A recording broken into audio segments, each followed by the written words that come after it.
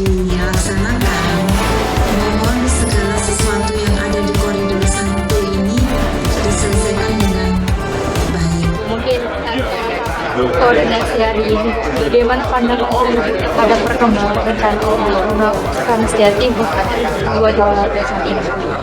Ya, alhamdulillah setelah kami bersama dengan berbagai macam stakeholder, semua sebetulnya menyambut baik karena mengingat Transjatim yang sudah beroperasi koridor 1 itu membawa manfaat bagi masyarakat. Cuma memang ada hal-hal yang perlu diperbaiki, dievaluasi, dan itu menjadi perhatian baik dari Provinsi Jawa Timur dan pemerintah. Nah, memang masih ada yang masih belum jelas. Nah, itu nanti akan kami dekati di Bidang untuk bisa lebih kita berkomunikasi yang intens agar lebih paham maksud dan tujuan Transjatim dan bagian poin ya, satu fasilitas yang sarana untuk bisa menjadikan Transjatim ini berjalan dengan baik itu harus diperbaiki, melalui halte, kemudian rambu dan sebagainya. Kemudian lagi bahwa jalur dari Transjatim ini bisa saling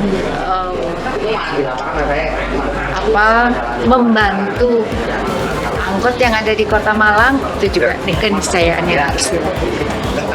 Kemudian komitmen DPR operasional Transjatim koridor 2 ini bisa terrealisasi. Sebagai wakil rakyat, kami terus akan memantau agar supaya proses yang akhirnya Transjatim koridor 2 ini bisa berealisasi. Bagaimana proses itu dijalankan dengan sudah bersosialisasi dengan baik, kemudian semua dirangkul, tidak merugikan masyarakat, itu betul-betul kami dampingi agar semua berjalan dengan baik.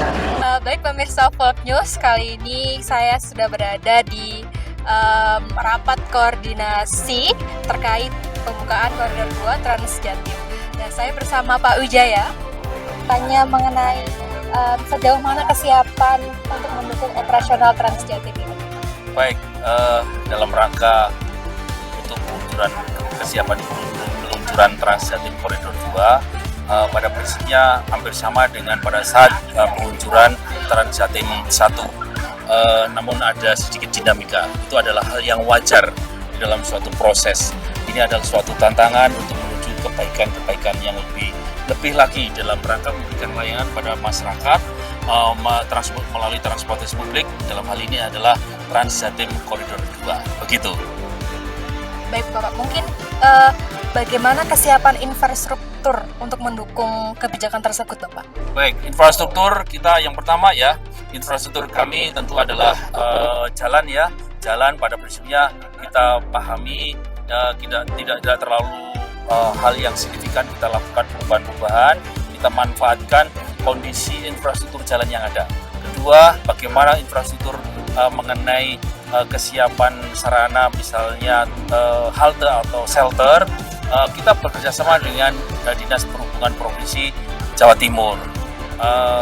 Mana dan di mana berapa jumlah itu kita lakukan secara terus-menerus koordinasi, memastikan di mana nanti lokasi dan berapa banyak dan seterusnya.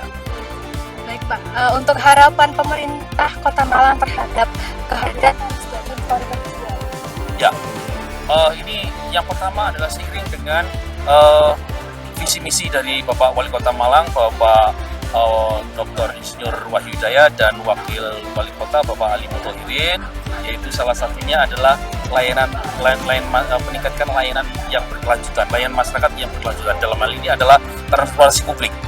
Kedua, ini adalah tujuan utamanya adalah memberikan layanan kepada masyarakat sebagai langkah untuk melakukan perubahan yang lebih baik lagi dalam rangka memberikan layanan masyarakat melalui transportasi publik dengan memperbaiki sarana prasarananya. Dalam hal ini adalah alhamdulillah Malang menjadi objek dilaksanakannya Transjatim mulai dari Trans Jatim 1 dan sekarang Trans Jatim 2. Inilah kesempatan yang baik sekali bagi masyarakat dengan dihasilkan suatu survei ya dilakukan oleh beberapa lembaga bahwa sudah saatnya, walaupun ada yang mengatakan terlambat, memang daripada tidak sama sekali, harus kita mulai.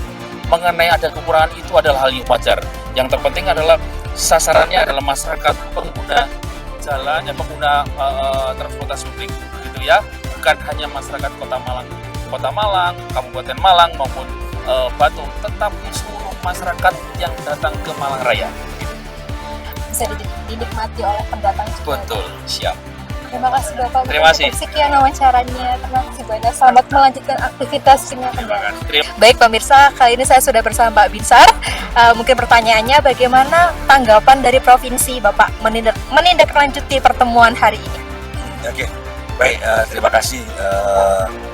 Apa yang telah kita laksanakan tadi audiensi dengan teman-teman sesuai dengan undangan, terutama dengan masyarakat transportasi, baik pengguna, operator di Kota Malang Raya, bahwasanya memang banyak yang perlu dibenahi terkait tuntutan dari peserta rapat. Satu contoh, adanya pembenahan terkait dengan infrastruktur, adanya penataan ulang terkait dengan shelter, halte yang ada mungkin bisa disesuaikan lagi dengan keadaan yang terbaru, dievaluasi lagi. Nanti untuk evaluasi ke depan ya Pak. Lalu untuk prasarana yang sekiranya itu butuh diperbaiki atau harus disiapkan dalam waktu dekat ini apa ya Pak? Yang koridor 1 atau koridor 2? Koridor 2. Koridor 2 tentunya ini akan disurvei lagi, Pak. Karena kan jalurnya kan masih dalam taraf penyesuaian, di mana jalurnya nanti bisa disesuaikan dengan rerouting angkutan existing. Tentunya nanti titik-titik itu yang akan disesuaikan secara fisik. Tempat mungkin sudah ada gambaran, namun penempatannya perlu evaluasi kembali.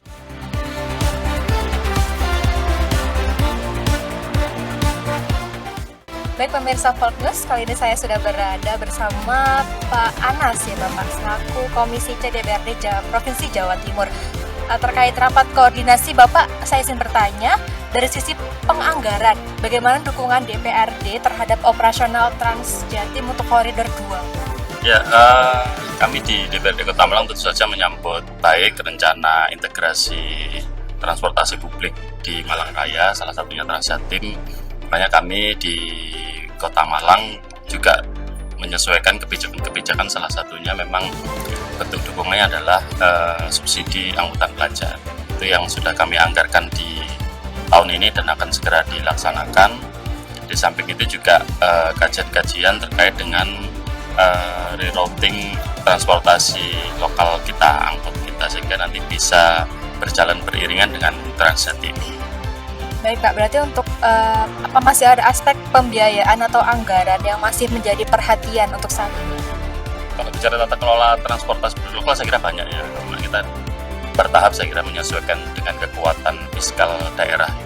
Mungkin berapa kisaran biaya dari anggaran yang dibutuhkan untuk koridor 2 Jatim?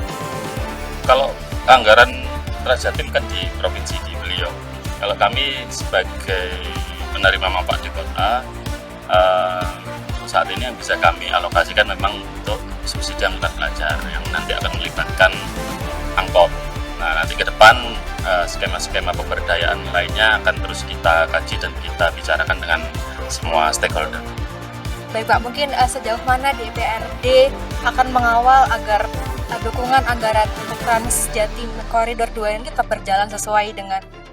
Ya, prinsipnya kami di DPRD menyambut baik apapun program yang itu bisa berdampak baik bagi masyarakat, namun catatannya memang jangan sampai kemudian program yang baik ini punya dampak negatif di sisi lain. Makanya kita perlu terus duduk bersama dengan semua stakeholder, khususnya juga dengan teman-teman asosiasi paguyuban angkutan kota, sehingga program Trans Jatim ini juga bisa berjalan beriringan dengan lokal kita.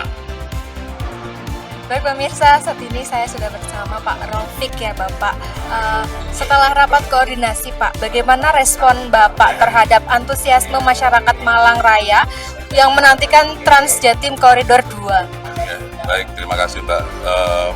Antusias masyarakat Malang Raya khususnya itu sangat antusias sekali mengharapkan adanya perubahan transportasi yang ada di Kota Malang. Hal ini kami dari Pemprov Jatim, Dinas Perhubungan Provinsi Jawa Timur ingin mengembangkan angkutan massal ini yang bertujuan untuk yang pertama mengurangi kemacetan, kedua mengurangi emisi, ketiga bisa memberi agar masyarakat yang biasanya naik kendaraan pribadi bisa beralih ke moda angkutan massal ini, Pak. Jadi manfaatnya sebenarnya cukup banyak ya Pak. Mungkin apa pesan Bapak kepada masyarakat terkait perkembangan operasional Trans Jatim Koridor 2? Baik, untuk Malang Raya memang rencananya kita ada 3 koridor Mbak. 3 koridor nantinya memang manfaat sekali terhadap masyarakat terutama Kota Malang. Dan apa yang kita sekarang Trans Jatim Koridor 1 multiplier efeknya itu loh Mbak, yang tidak bisa dinilai oleh anggaran, itu sangat luar biasa karena kita bisa masyarakat sekarang ini Mbak untuk biaya transportasi dari hasil survei kita, hasil dari kajian kita itu hampir 30% lebih biaya yang dikeluarkan untuk transportasi.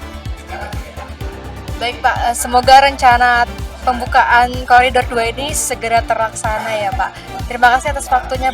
Baik pemirsa Folk News, sudah kita saksikan tadi wawancara dan juga sambutan maupun pendapat dari pihak-pihak terkait.